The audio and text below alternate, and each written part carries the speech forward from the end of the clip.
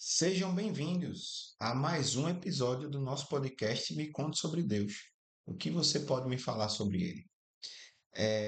Hoje é o segundo episódio e é a minha vez. Eu vou contar um pouco da minha história e o que eu posso falar sobre Deus. Hoje, mais uma vez, não estou com minha co-host aqui, que é a Jéssica, mas logo logo ela vai aparecer nos vídeos aí e vai me ajudar nessa longa jornada e ela também vai vir contar a história dela. Mas antes, vamos para a nossa introdução.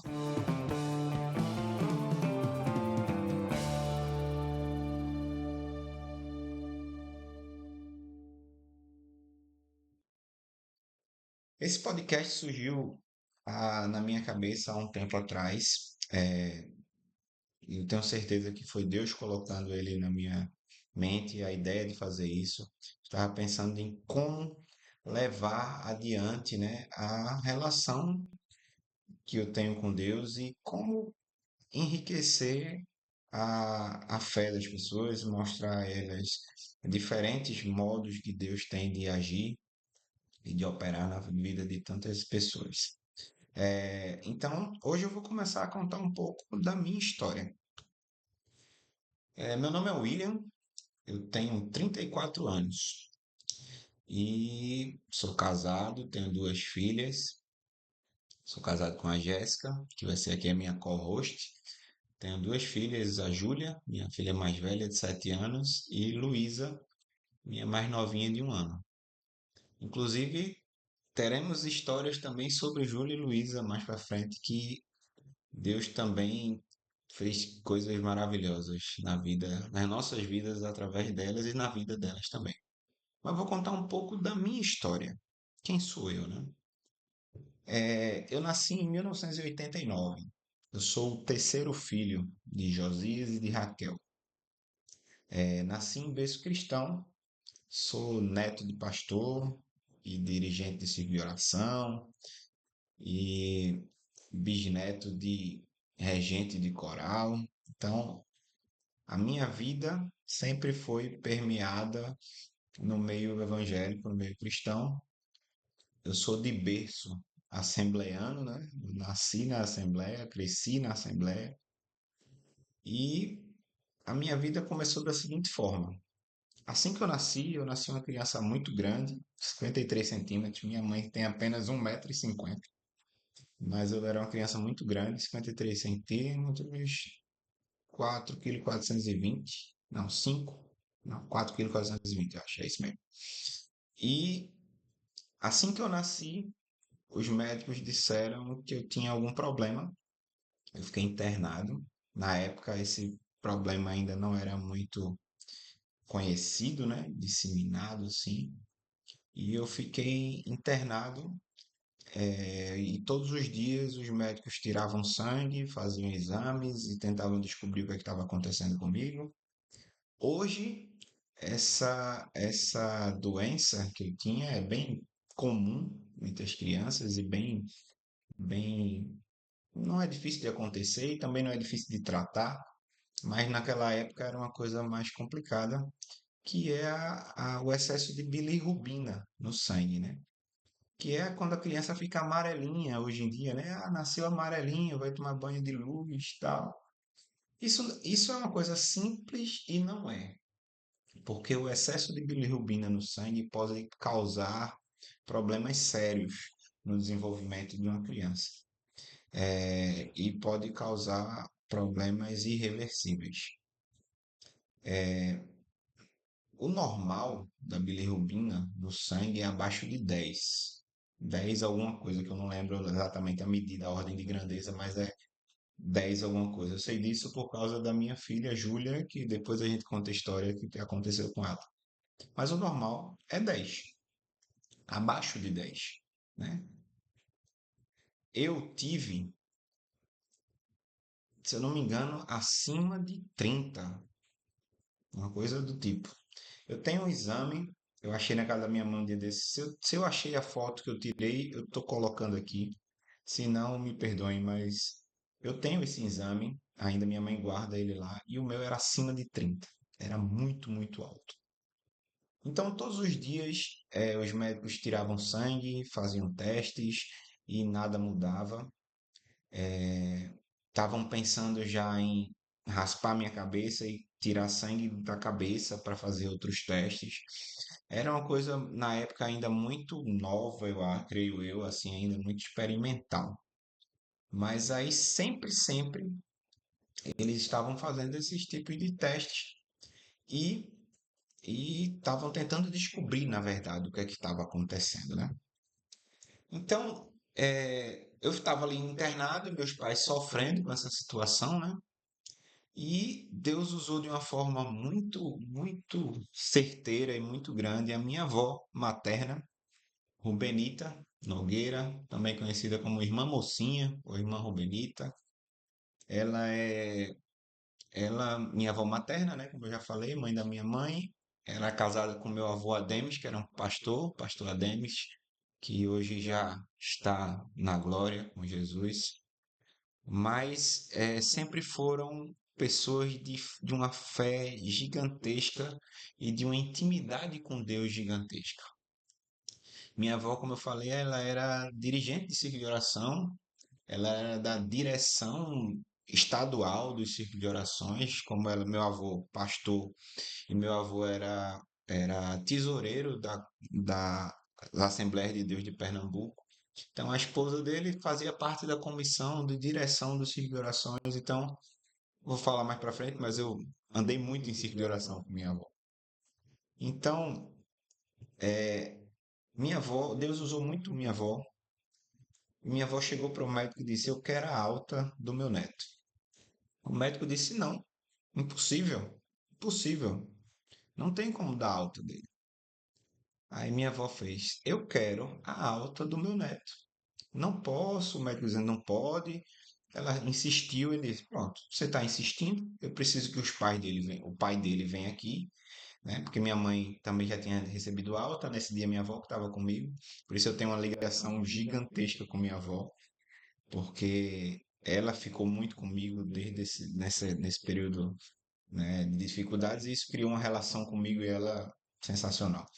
Então, ele disse que meu pai teria que assinar um documento isentando ele, né, de qualquer coisa, e ele disse a seguinte coisa para minha avó: Olha, você vai tirar seu neto daqui. Seu neto não vai sobreviver. Se por acaso ele sobreviver, ele não passa dos 7 anos e não vai aprender a ler, não vai aprender a falar, não vai aprender a fazer nada. Isso foi o que o médico falou para minha avó. Minha avó olhou para ele muito cheia de autoridade de Deus e a autoridade dela também, que quem conhece minha avó sabe que a véia é braba. Olhou para ele e disse: Olha, o meu Deus, que é que é o criador dele, vai dar vida a ele. Ele vai crescer, ele vai aprender, ele vai falar, porque quem define isso não é o Senhor, e é Deus, e ele é de Deus. E assim eu recebi a alta, né, do hospital, fui para casa e tudo aquilo que minha avó falou para aquele médico se cumpriu, ao contrário do que ele esperava. A prova disso é que se eu não ia sobreviver no máximo até 7 anos, hoje eu tenho 34. Se eu não ia aprender a falar, eu estou falando aqui com todos vocês. Se eu não ia aprender nada, hoje eu sou formado, tenho ensino superior, estou fazendo pós-graduação, trabalho na área de tecnologia. Eu, eu sou músico, toco alguns instrumentos, então eu aprendi um bocadinho de coisa. Eu acho que eu aprendi um bocado de coisa. Então Deus provou que aquele médico estava errado e que ele sim tinha um plano para minha vida. Às vezes, se alguém me perguntava assim, por algum motivo, se eu acreditava em milagre, eu dizia, eu tenho que acreditar em milagre, porque eu sou um milagre, né?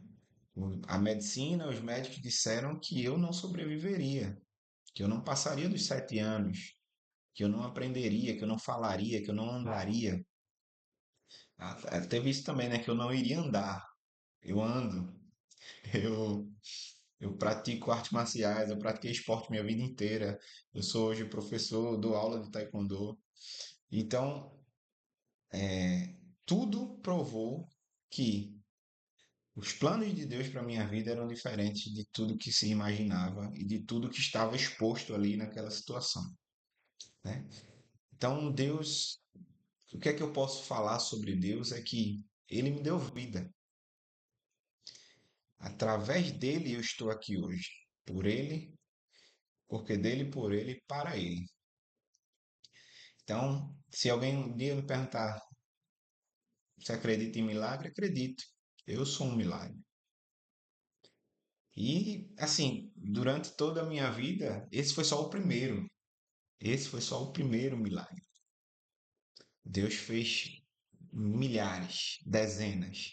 Os que eu vi e os que eu não vi. Os que eu sei e os que eu não sei. Mas muito disso também aconteceu pela fé da minha avó, que ela teve fé em Deus, sabia do Deus que ela servia, sabia do Deus que nos criou, e ela sabia que ele podia me dar vida. E ela sabia que aquilo ali não era para a morte, e sim para um crescimento. Então, essa é a minha história. Essa é um pouquinho da minha história, do que eu posso falar sobre Deus. Mas durante a minha vida eu tive diversas outras. Graças a Deus eu cresci nesse lar evangélico, cresci nesse lar cristão, um lar que eu tinha como exemplo pessoas de um relacionamento, de uma intimidade com Deus que excede o meu entendimento, né? Meu avô tinha uma intimidade com Deus tão grande que parece, da forma que ele falava de Deus, da forma que ele falava de Jesus, parecia que ele estava falando de um amigo que estava ali do lado dele fisicamente, né? Eu me lembro de uma vez eu tinha fraturado meu pé, estava com gesso no pé e eu não conseguia colocar o pé no chão. Eu não conseguia colocar o pé no chão de dor. Que eu estava com gesso no pé, mas eu não conseguia colocar o pé no chão. O médico dizia que eu tinha que andar, que eu tinha que colocar o pé no chão para continuar andando, né, para não ficar pulando e forçar o outro pé. Mas eu não conseguia.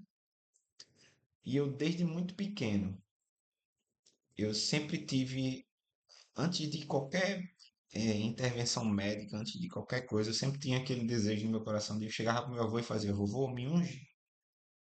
E nesse dia eu fui na casa do meu avô e pedi para o meu avô para ele me ungir. Ele fez uma oração, fez uma unção, no mesmo momento eu consegui pôr meu pé no chão. No mesmo momento. Então, a intimidade que ele tinha com Deus, o relacionamento que ele tinha com Deus era incrível. Sinto muita falta do meu avô aqui hoje. Faz, faz 2 anos e um pouquinho que meu avô se foi, mas naquele dia, até nesse dia, dia do enterro, no dia que eu soube da notícia, o que veio na minha mente é que hoje ele está com o melhor amigo dele. Eu fiquei imaginando a alegria que ele estava em encontrar Jesus. E o meu avô sempre foi um pastor de verdade, sabe? De gostar de cuidar das pessoas. Um pastor no sentido real da palavra. Pastor é um cuidador. Pastor não é um autoritário.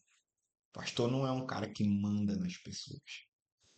Pastor é um cuidador. Ele foi posto nessa posição para cuidar das ovelhas. E ele não foi posto ali para ser servido. Ele foi posto ali para servir. Isso eu aprendi com meu avô. E ele serviu até o último dia de vida dele. Eu insisto em dizer que até depois ele serviu, porque meu avô morreu na época da Covid. Se ele tivesse, se não tivesse aquelas restrições todas, o enterro do meu avô seria lotado de gente, porque era muita gente que amava. E isso faria mal para as pessoas, porque muita gente, na época do Covid, transmitindo muito. Então, até isso não foi permitido, né? Assim, foi pouquíssima gente, família, algumas pessoas. Até assim ele cuidou das ovelhas. Eu tive uma honra enorme, que foi, eu fui apresentado pelo meu avô, né, na igreja, criança. Tem foto, acho que eu vou pôr aqui. Eu fui batizado pelo meu avô, acho que essa eu não tenho foto. E o meu avô celebrou o meu casamento. Sempre foi o meu maior desejo, foi ele celebrar o meu casamento. Ele já estava bem velhinho, mas celebrou. E isso foi a coisa mais linda do mundo. Eu fui o único que tive essa honra de ser apresentado, ser batizado e ele celebrar meu casamento. E eu tenho muito orgulho de ser neto de Ademir Nogueira. Tenho muito orgulho de ser neto de Rubenita Nogueira também. Você foi mulher forte, até hoje, uma mulher forte, decidida, e também que tem muita intimidade com Deus, que sempre tem uma palavra para me dar. Hoje eu chego lá, ela já tá velhinha, mas tá lá forte, decidida, teimosa, mas amorosa demais. Eu tenho orgulho de ser neto de Hilda Lourenço, que é a minha avó paterna, que também era uma mulher de intimidade com Deus. Muita intimidade com Deus. Deus fez promessas para ela que, aos olhos das pessoas, nunca seriam alcançadas. Por exemplo, o meu avô Cleodon, que era uma pessoa de coração duro, gigante. Pelo menos com os netos era um coração gigante, mas um coração duro. Com os filhos foi muito rígido e se entregou ao mundo de uma forma muito abrangente. Mas Deus prometeu à minha avó, Hilda, que ia trazê-lo de volta. E um dia ele trouxe. Não foi da melhor forma. Assim, para ele, né? Pelo menos. Para meu avô Cleodon. Porque foi através da doença. Meu avô sempre foi um homem muito forte. Um caboclo, né? Que ele era mistura de índio com negro. Mas muito forte. Mas Deus teve essa forma de tratar com ele. Debilitou ele muito para trazê-lo de volta. E trouxe. Meu avô trouxe, Deus trouxe ele de volta para o evangelho. Ele virou, gostava de servir na igreja. Ele tinha muito orgulho de dizer que era o porteiro da igreja, que ele abria a igreja no sítio da uva ali em Ouro Preto. E um certo dia minha avó estava orando. Deus, cura meu esposo, né? Cura Cleodon.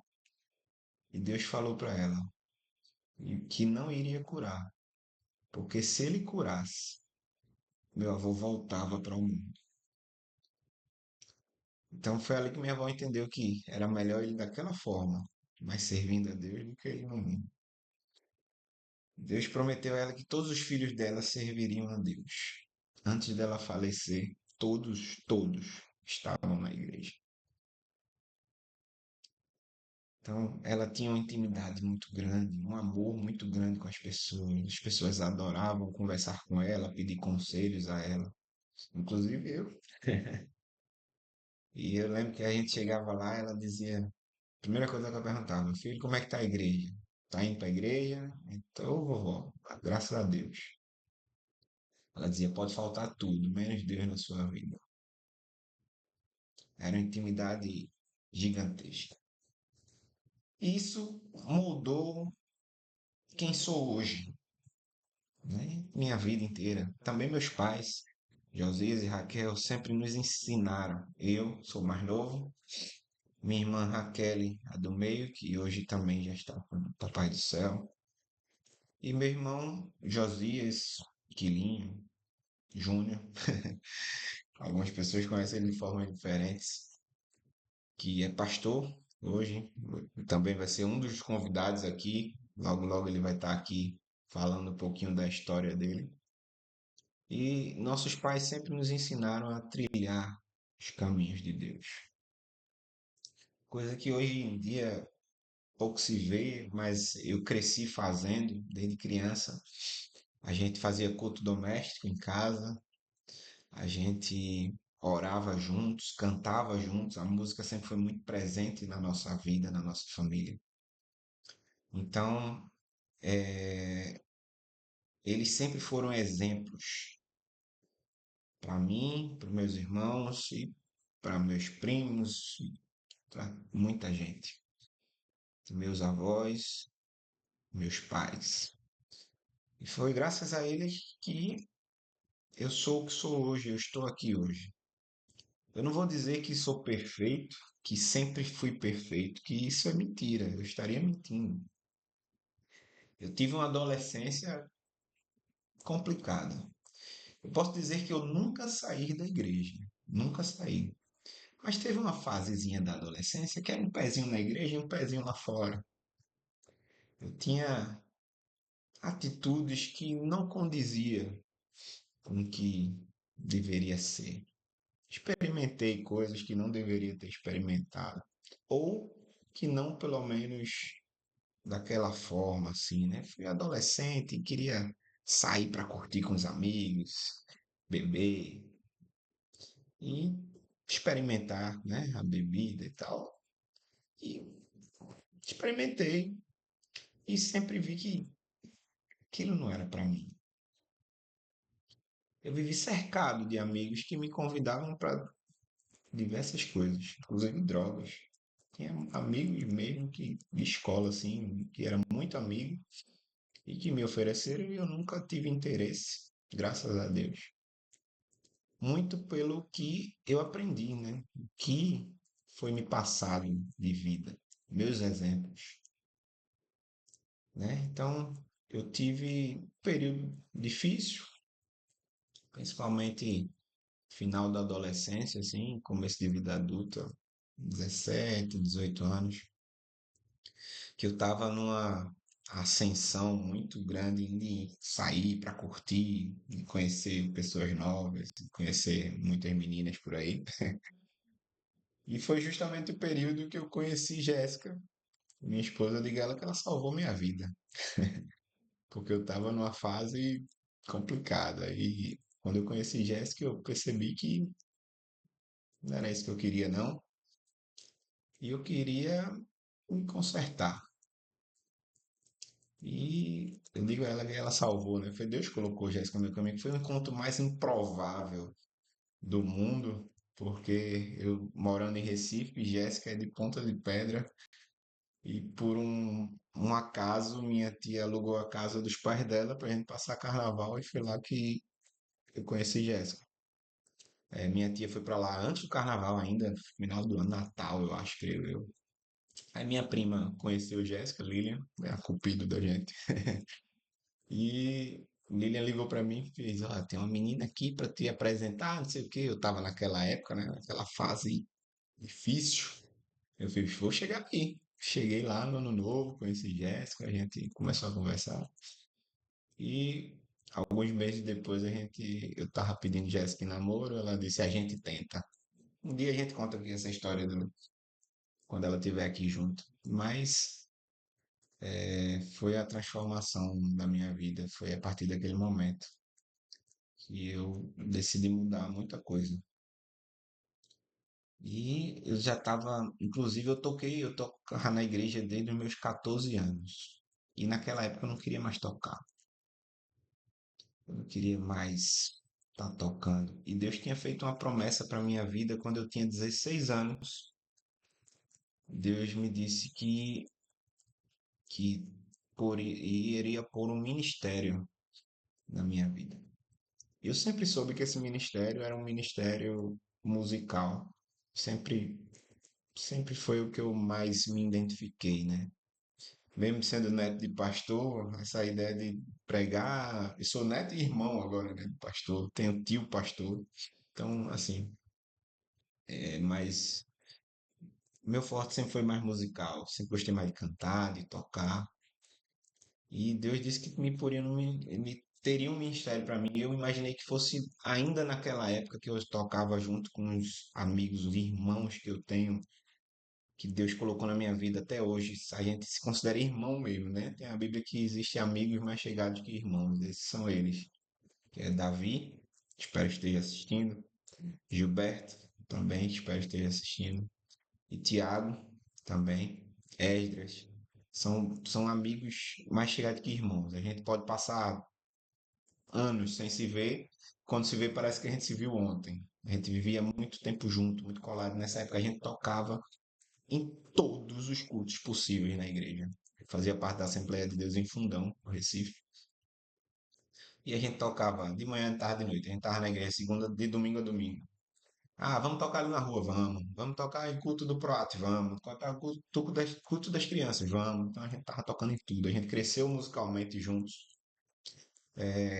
Nessa época eu fazia conservatório, tinha feito conservatório, os meninos começaram a estudar com professores, então a gente transmitia os conhecimentos e a gente cresceu muito juntos, né? Então eu achava que era aquela época que Deus tinha falado.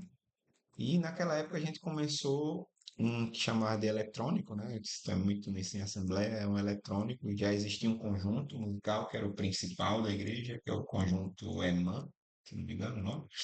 E a gente, inclusive Gilberto tocava no conjunto e a gente criou esse eletrônico, porque eu não queria entrar no conjunto. Já tinha Gilberto, guitarrista, já tinha outro guitarrista também, Fábio, e eu não queria entrar no conjunto. Então a gente criou esse eletrônico. Eu tocava guitarra, fazia mais guitarra solo, Gilberto a base, guitarra base, Davi contrabaixo, Tiago bateria, cantava, Melissa cantava com a gente, Esdras tocava flauta naquela época, flauta doce. Hoje Esdras é um saxofonista sensacional.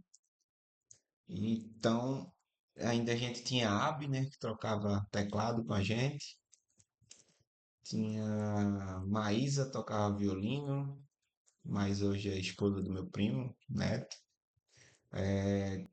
Tínhamos Mirelle, tocava flauta transversa. Então a gente criou um eletrônico e a gente começou a tocar em tudo quanto é coisa. Tudo quanto é coisa. O nome do eletrônico era Shekinah. Shekinah. E a gente começou a tocar em tudo quanto é coisa. Eu lembro que Deus usou um irmão de outra igreja e ele chegou com um equipamento pra gente, uma caixa, um amplificador e uma mesa. E disse, ó, aqui é pra vocês, porque a gente tocava com os aqueles caixinhos Watson. A gente pegava um emprestado, um do conjunto e um do vocal, pra gente tocar. E Davi tinha o cubo do baixo. E a gente tocava com esses caixinhos. E esse irmão chegou com esse equipamento e fez, ó, isso aqui é de vocês. Eu lembro que teve uma época que o pessoal lá queria, opa, vamos levar isso aqui pra tocar. Ele, não, eu tô dando para os meninos, para o conjunto eletrônico. E a gente começou a tocar em todo canto, onde tinha culto a gente ia, levava equipamento e escola dominical e sempre. E isso me moldou, né? Me fez aprimorar. Hoje eu tenho, posso dizer que eu tenho bastante experiência em tocar em igreja, muito por essa época. Eu tenho um ouvido muito bom para pegar música, muito por essa época. E tudo isso me serviu. Eu achava que esse era o meu ministério, né? Mas isso era só um começo. Era só Deus preparando muita coisa. Então eu toquei, fiquei na Assembleia até meus 18 anos. Quando, quando eu fiz 18 anos, aconteceram algumas coisas que me entristeceram e eu decidi seguir o mesmo caminho que meus irmãos tinham seguido e fui para a igreja deles, que era a IBNJ, Igreja Batista Nova Jerusalém, também lá em Fundão. Pastor Edelbrando, meu amigo, meu pastor. Eu digo ele que ele é meu pastor até hoje, porque ele é meu pastor. É uma pessoa que sempre que eu preciso, ele está ali por mim, para me dar uma palavra, para me ajudar. Então eu fui para a IBNJ, cheguei lá, eu já conhecia todo mundo, assim, que meu irmão tocava na equipe de louvor, minha irmã cantava, e os restos das pessoas que cantavam eram pessoas que eram amigos dos meus irmãos e frequentavam a nossa casa, então eu já conhecia todos de infância, desde muito criança. Então foi natural chegar lá e entrar também na equipe de louvor e começar a tocar com eles. Então fiquei tocando lá durante alguns anos, até acho que até me casar. A gente casou em 2017, então eu fiquei lá de 2008, 9, 2009 até 2017. Até 2016, eu acho. 17, por aí. Então eu fiquei esse tempo todo tocando na equipe de louvor. Davi, inclusive, foi para a IBNJ também, então começou a tocar com a gente lá. Gilberto e os meninos não continuaram por aqui. Mas ali também foi um aprendizado gigantesco, porque eu já estava tocando com pessoas mais experientes, né? Músicos excepcionais, Cidinho mesmo, meu amigo, baixista excepcional. Herbie, tecladista, também me ajudou, me ensinou muita coisa. Então, assim, eu comecei a tocar com pessoas diferentes e, e isso me fez ainda enriquecer mais. Só que aí quando eu saí de lá, eu decidi que eu não iria tocar mais. Eu decidi que não iria tocar mais. Então, a gente casou, não deixei de ir para a igreja, né? Continuei indo para a igreja, mas eu não tinha mais vontade de tocar. E então eu fiquei sentado, frequentando o culto. A gente, a gente se mudou para Ouro Preto, passou acho que um ano e pouco. Foi o período que minha avó faleceu. Eu me mudei para bem pertinho dela, então aquilo também creio que foi Deus que me fez ir para ali, porque eu ajudei muito minhas tias no final de vida da minha avó, né? E até também pude conviver mais com minha avó paterna, né?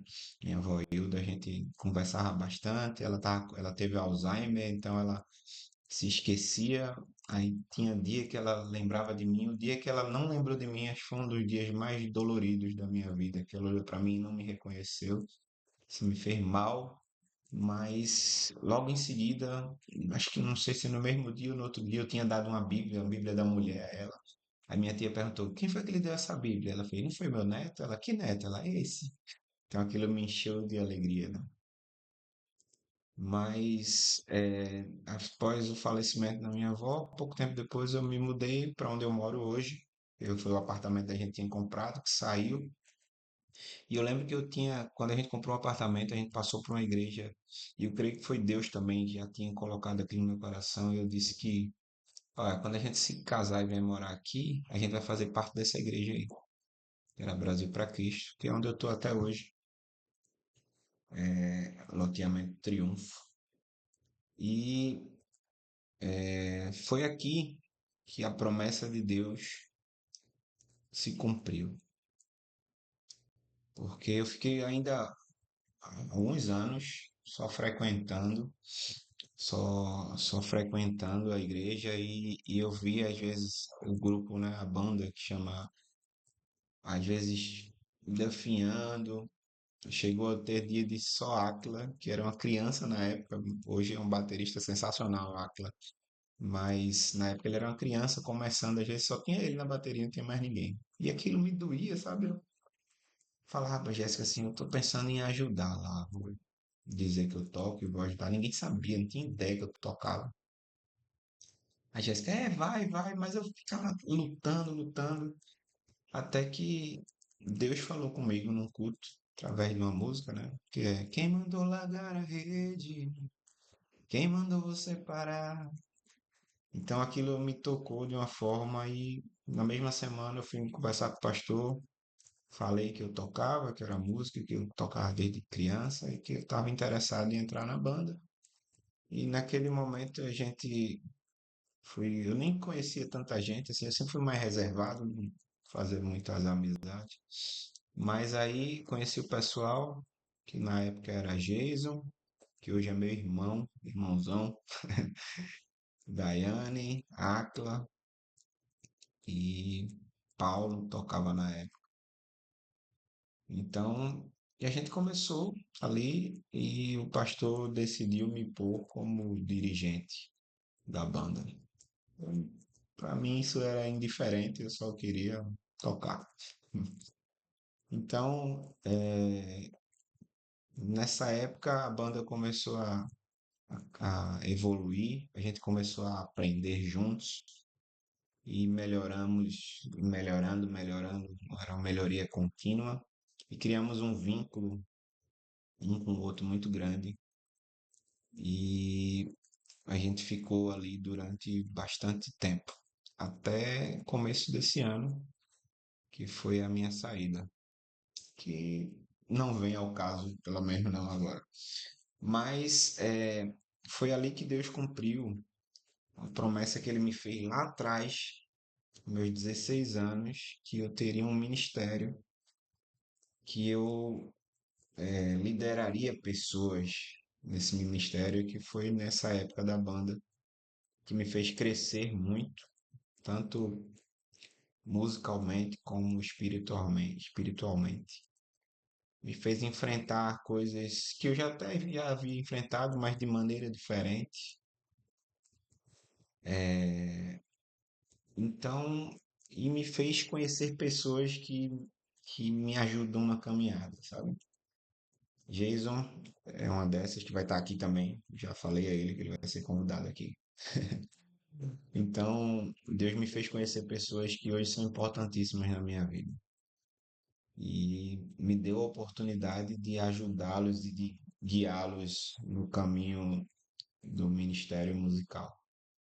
Hoje eu não faço mais parte dessa banda, infelizmente, foi um momento bem triste, mas continuo na mesma igreja. Hoje eu estou cantando com Al Mais Braque, estou podendo transmitir um pouco do meu conhecimento de coro, né, de coral para os irmãos e fazê-los crescer musicalmente também. Isso tem sido uma bênção para mim.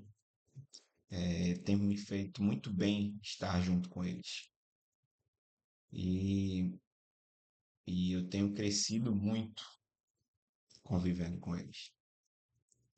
E essa é um pouco da minha história, onde eu cheguei até aqui, pelo menos da minha história relacionada a Deus. Tem diversas outras. Deus já me salvou, Deus já me livrou de morte. Deus já fez tanta coisa na minha vida. Quem sabe em outras oportunidades a gente conta essa história, essas outras histórias. Isso é o que a gente pretende fazer aqui, é conversar sobre isso. Só que não só a minha, né? Vai ter a de Jéssica, vamos trazer pessoas para a gente conversar sobre isso e contar as experiências com Deus. Então, daí surgiu o nome de Me Conte Sobre Deus, né? Podcast Me Conte Sobre Deus, o que você pode me falar sobre ele? E aí, o que é que você pode me falar sobre ele? Eu só peço uma coisa: se inscreve no canal, curta e compartilha com seus amigos. Talvez a minha história sirva de ajuda, sirva para uma forma de trazer alguém para perto de Deus.